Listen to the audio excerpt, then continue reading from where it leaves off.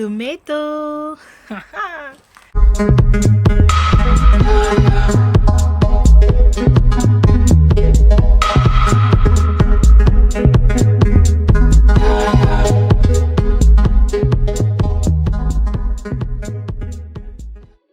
Hello Cocos and welcome back to another video with me Coco. Yeah, Coco is red today. Look at this, look at this, look at this. Anyway, it's really because I don't want to comb my hair and I just feel like, switching things up for you guys. How are you guys doing today? Wagwan? Comment allez-vous aujourd'hui? It's hot, hot, hot, hot, hot in France and I'm just enjoying it. This is my favorite season. Me not gonna lie. This is the season where I take off all my clothes, I'm taking the sun, I'm taking everything. I'm get little darker, I'm get me tan. I'm thinking of buying, I should do that project with you. I'm thinking of buying some tanning lotion to see what it would do to a black person. I'm pretty sure there are videos like that, but we're gonna do it together. I'm gonna buy one and we're going to do the challenge together, okay? Because I would really like to be much darker. Yeah, so whenever the sun comes out I spend much more time in it, a lot of time in the sun. Anyway, from the title you must be saying, oh, what does I come with? You must be saying, oh, what Coco I come with today? And what kind of story this Coco I gonna share? First in the series of story time. Because listen, so many things have happened in my life that I just want to share. And it's just a little tips, we can't share everything. Just a little tips. So if you haven't already, please like, thumbs up, share and subscribe. Let me give you some time to subscribe. Click the subscribe button, please. Alright, have you done it? Okay, let's get into the video. Before the story time, I just want to let you know that I am still collecting funds for my End Period Poverty 876. End Period Poverty JA. We want to give young women in Jamaica one less thing to worry about when they have a pack of pads at home, a pack of pad at home.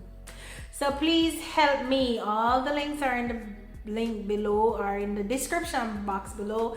Send me an email if you cannot donate. Just like, tell me how you can help. Meaning, can you do the deliveries for us when the pads get into Jamaica? Can you be available to actually do a little seminar, a little pep talk with young ladies in schools?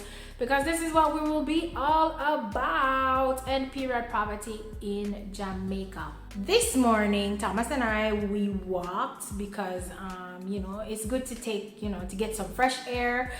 So we went to the market that's in our town. I'm so sorry I did not take any videos. That's because I was just enjoying our quaint little village, like a village market. In France, the market in my town is on Wednesday mornings and Sundays. So I'll probably go on a Sunday and I'll show you what it is like. Vendors come with all sorts of stuff, cheese, meat, vegetables, everything. So this morning we bought a vegetable that Thomas, he's been reading up on vegetables and how they impact the body. So we bought this vegetable right here. I'm going to show it to you. It's called a fennel in English. It tastes so much like medication. I don't know. I don't know how it is that, I said, okay, let's try it. But I'm the goddess of trying everything. So that's what I did. And we tried it. Here's how I prepared it.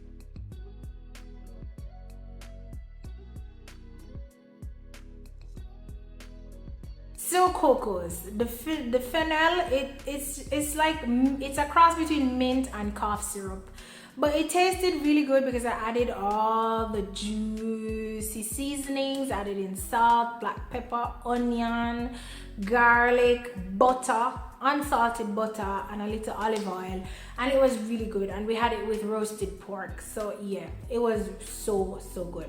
Roasted pork that we bought as well at the market from a vendor who sells cooked meat.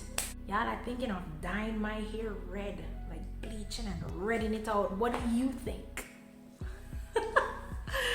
For the summer, I will be hot. Anyway, story time. So, my first year in France, I think it was in October. I got to France in September, and in October, at the end of October, there was a Halloween party.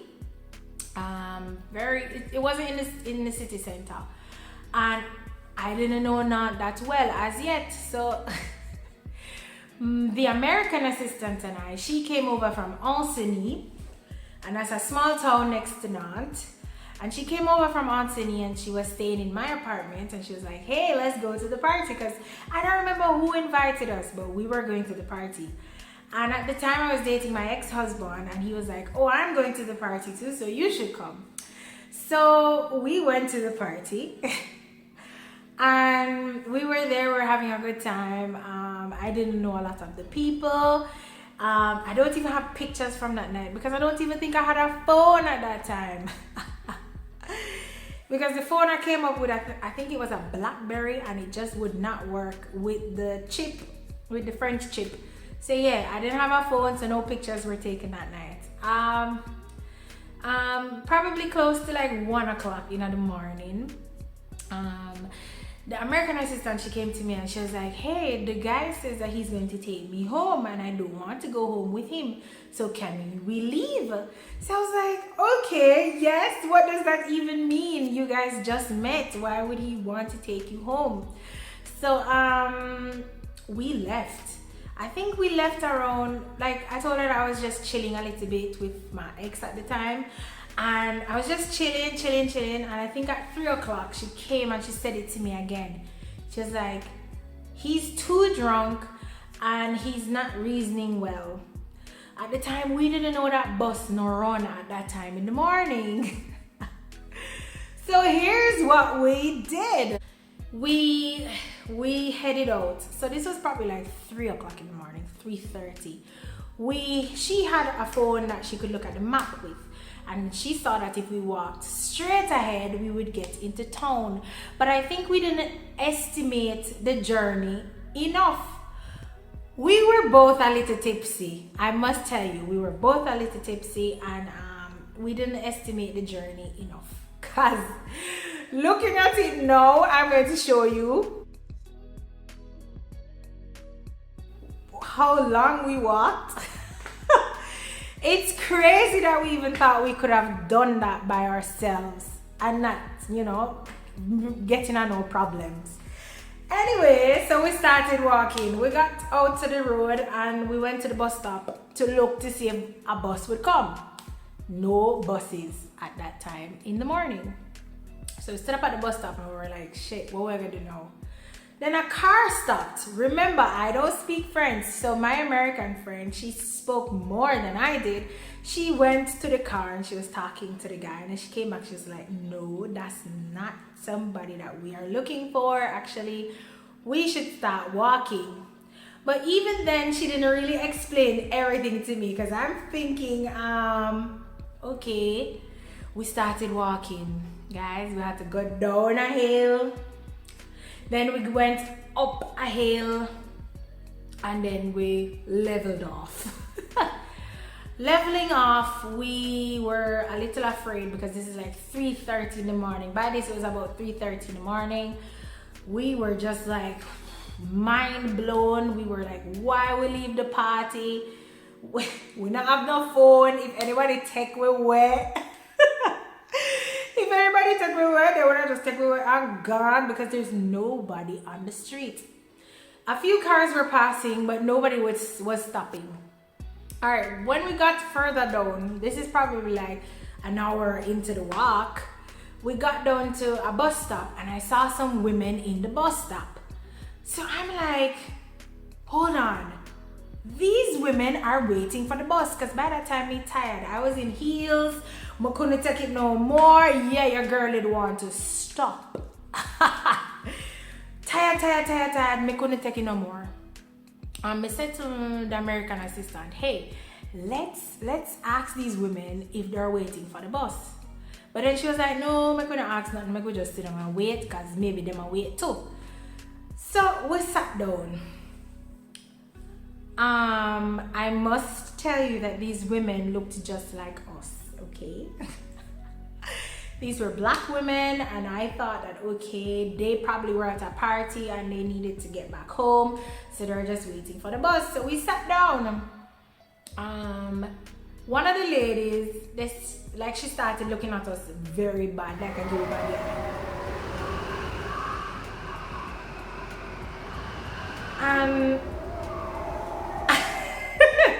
I was like, why? Why is she looking at us like that? So enough me say, good night. Good night. And then I realized that the women spoke English. And then we started talking. So she was like, why are you here? Why are you coming into the bus stop? So I was like, we're tired and we're waiting for the bus. Are you waiting for the bus too? And she was like, no. Now we explained to her what was happening and she was like, okay, all right. The other lady, she went to talk to the other lady and I don't know what they were saying between them, but then the other lady went into the middle of the street and she stopped a car that was coming down. She stopped a car that was coming down the road and we were like, what is she doing? Again, we have not picked up what was going on here. So she spoke to the gentleman and then she came back to us. Cuckoos. When she came back to us, she suggested that we go with the guy. He was gonna take us into town center and then he would come back to her. So I was like, really? That's so nice. So I said to the American assistant, let's go. This guy's gonna take us into town center. Apparently we're not very, very close to the town center. And he will willingly help us. Yes, you ever do, God. Yeah, so I was like, okay, all right, let's do this. We got in the van. We drove for what seemed like probably 5 to 10. No, we never reached 10 minutes. 5 to 7 minutes. And when we got in the town, we knew exactly where we were. And he was like, is here okay? And I was like, yeah, here is okay. Here is okay.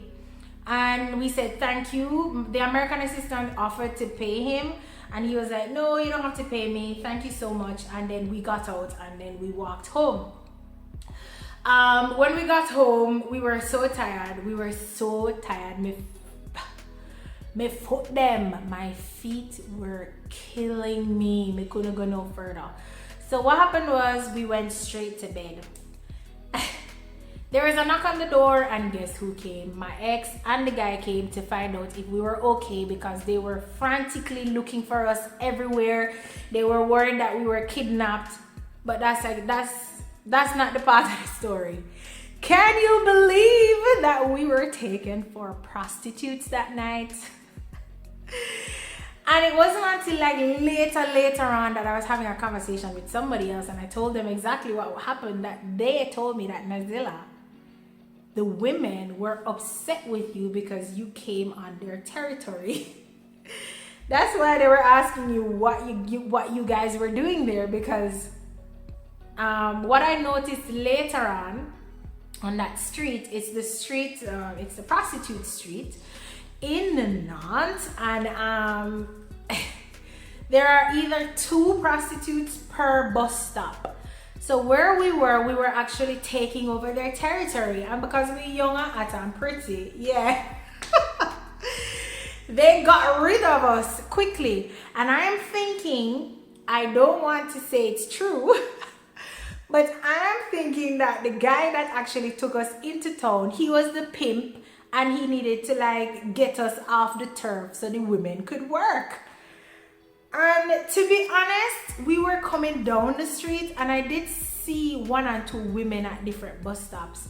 But again, I was thinking they were waiting for the bus.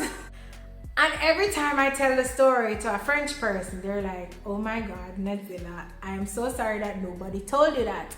Because on that street, there are many Nigerian and Ghanaian women. And you know, those are my ancestors. You know, my ancestors come from one of them countries. And we look so much alike. And they thought I was a prostitute. I am so happy. I'm so happy that sometimes I am naive and I don't understand a lot of the things, and it's okay. Because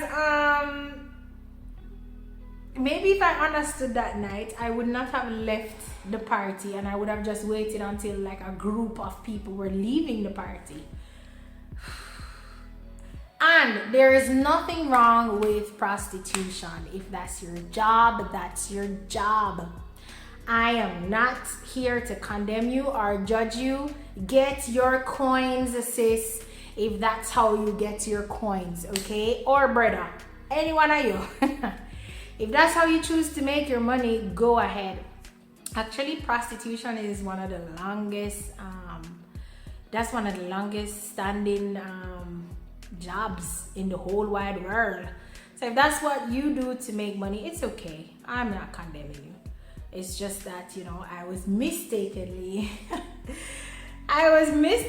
profiled for a prostitute because I was on their territory. I was in their zone, them turf.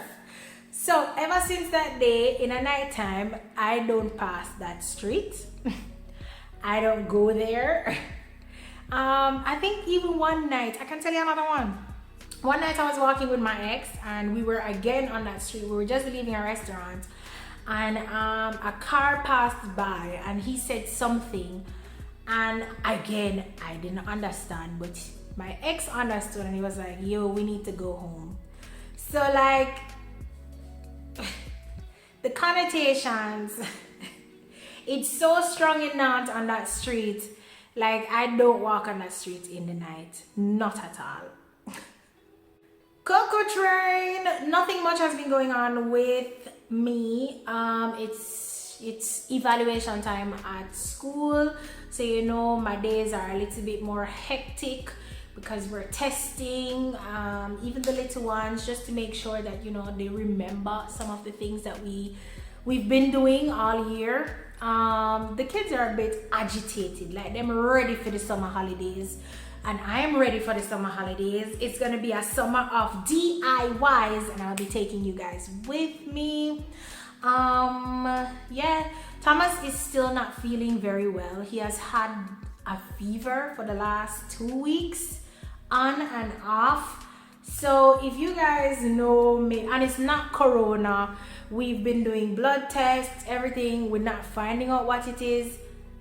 Have you ever had that before? Alright, so thank you so much for watching this video. If you've ever been mistaken for another profession, write it down in the comment section below. I have so many other stories to share. I should do one on my racist experience here, because I've had a few. Alright guys, keep up, like the video, subscribe, tell a friend to tell a friend to tell a friend, and look in the description box. End period poverty is still going. Bye.